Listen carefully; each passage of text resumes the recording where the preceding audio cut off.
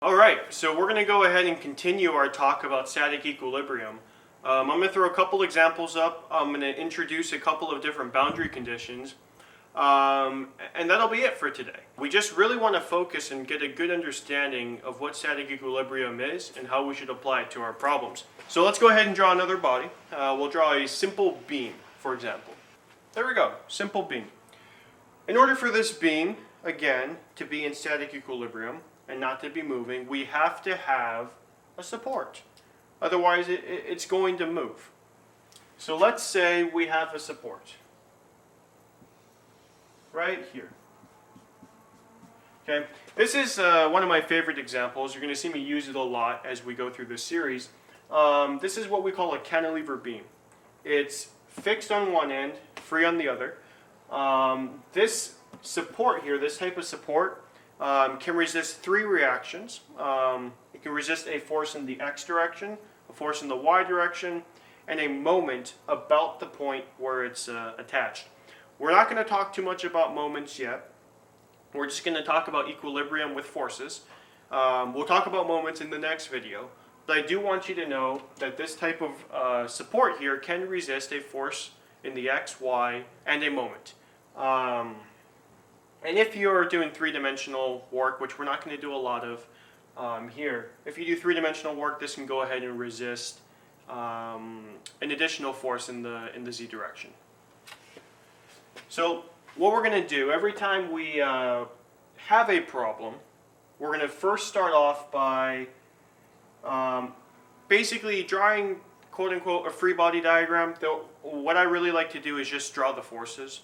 If I understand where the forces are, it's going to make things a lot easier. So for example, we can say that this beam has a mass m, and at that mass, again, due to gravity, we'll have an acceleration downward. Okay, equal to mg, of course. If we have an acceleration downward equal to mg, we therefore must have an equivalent force to stop it from accelerating or from moving, since we are indeed in static equilibrium. Therefore, I have my support at the wall, and I can solve for the force that the support resists in the y direction, right? So first and foremost, I guess I should say you should always draw your reaction forces. For example, I can say there's going to be a reaction force in the x. I'm assuming the direction. I don't know the direction. And a reaction force in the y at the wall, and of course a moment. We're going to talk about moments later. We're not going to use that in today's analysis. Yeah, so I've got a reaction in the y, reaction in the x. And then I've got my body. So we'll go ahead and again draw our little coordinate system so we know what the directions are. And now we can simply do a sum of forces. Remember, the equation is the sum of forces, and in this case we're going to take the y direction, right? Sum of forces in the y have to equal 0 because we are in static equilibrium. And if we look at this diagram, we only have two forces acting in the y. We have the acceleration due to gravity of the body, or the force due to gravity of the body. And we have the reaction force due to the support at the wall. So it's a very simple equation. Of course, we just say Ry minus mg equals to 0. And you can quite easily solve that for Ry must then be 0. So that's a very, very simple example about a type of support, the fixed wall support, the type of reaction forces we have in the support, and how we can go ahead and solve a simple problem. Basically, just do the weight of the beam. For example, I could even go ahead here and I can say there is an applied force, F, on the end of that beam. It's pulling in the x direction, right? So if there's an applied force in the x direction, I can simply solve for my reaction force at the wall now by doing a sum of forces in the x. It's the same thing. Sum of forces in the x direction have to equal 0. There's only two forces. I mean, I could even add a third. It doesn't matter. Oh, U, another force. 3 now. And of course, I'll sum it. Negative Rx plus U plus F equals to 0. And of course, you can solve. The reaction force at the wall is going to be equal to U plus F, which makes sense because that's the sum of the forces. Forces going this way must be opposed by an equal and opposite one. So this all makes sense. Of course, if we didn't have F and U, then the force resisted in the x direction at the wall would be 0. Because if there was a force, there would be a net acceleration, and therefore we would not be in static equilibrium. So it's really powerful, the concept of static equilibrium, because it allows you to solve problems like these and understand where your reaction forces are. And in engineering, we are primarily, I would say, concerned with understanding what our reaction forces are in our supports. So this is a simple example, but hopefully one that makes a lot of sense. So what I'll do here, before we go today, is I'm just going to introduce a couple different types of supports so that we get a good understanding of why different supports have different reactions. I'll introduce that and then concretely write down the equations that we've talked about today. Yeah, so let's talk about a couple different types of supports. We can say, okay, for example, what if I have a cable? Like, here, look at this. Like one of these. And this is what I'm using to hold on to my mass, right? For example, let's say my hand is the mass. If I attach the cable to a wall over here and I pull, I have tension in the cable that will act as a restoring force on my mass. I can draw that.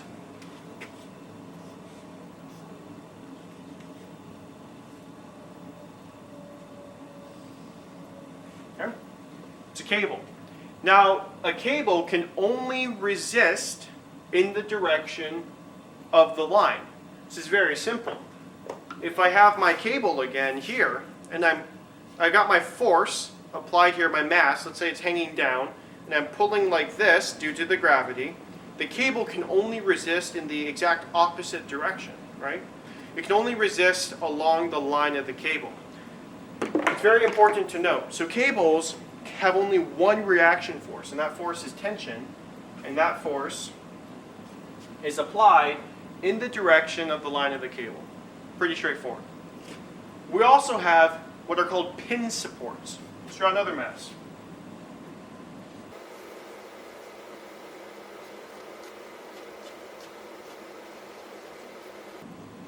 Okay, two types of pin supports here. This pin support on this end, and again, draw it like this, can resist a force in the x direction, in the y direction, Fx, but it does not resist a moment. Think of this as a teeter-totter. You have a support in the middle on your beam, and the beam can move either way, but it cannot move through the support. And it cannot shift. It cannot shift like this on the support either. It's pinned at this location. It can move. It cannot displace at this point. That's essentially what a pin support is.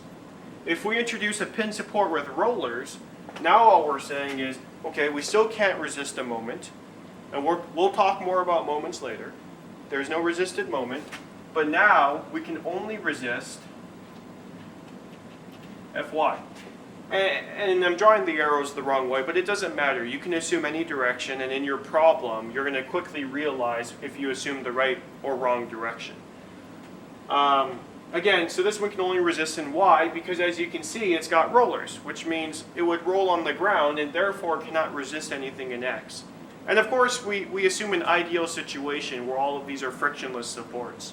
So yes, the pin support, the cable support, and these can be drawn different ways. I mean, sometimes, depending on what professor you have or how they like to draw boundary conditions, you might see this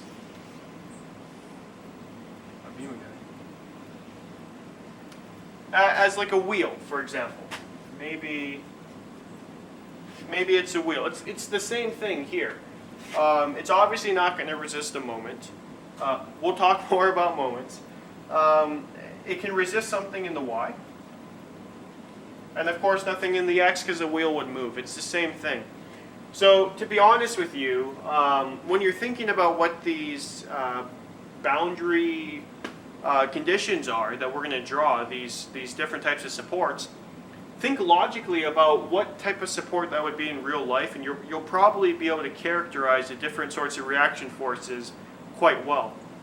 And again, like we talked about, if I have a cantilever beam, this resists a force in the x, y, a moment, and even a force in the z if need be. So these are just a couple different examples of reaction forces due to different support characteristics. You're going to learn these a lot more as we go through and I start to bring different support types into these problems. That's really the best way to learn it. But I just wanted to introduce that concept so you sort of know that it's coming. Because these different supports are what are going to characterize the reaction forces that we can solve for in a problem. Very important. Alright, so before we go today, one last thing. Let's go ahead and write explicitly all of the equations that we've talked about today for static equilibrium. And really they're quite simple. You have three equations to use a static equilibrium if you're working in 3D. Typically, we're only going to work in 2D because you can simplify most problems to two-dimensional cases. So we're going to typically not use the Z one. But it's important to realize that it's there. And it's quite simple. Here we go. Sum of forces in the x direction are equal to 0. Pretty straightforward. Sum of forces in the y direction are equal to 0. Sum of forces in the z direction are equal to 0. And when you look at these, you're like, this isn't very powerful. It's simply saying that I have no motion. And this is where, again, as a student, I didn't realize the value of these equations. You can do so much with these equations, especially coupled with the moment equation. And the moment equation, I'll throw it on there. We'll talk more about exactly what a moment is next video. But the moment equation, here we go. Sum of moments about point O, any point, I'm just going to call it point O, are equal to 0.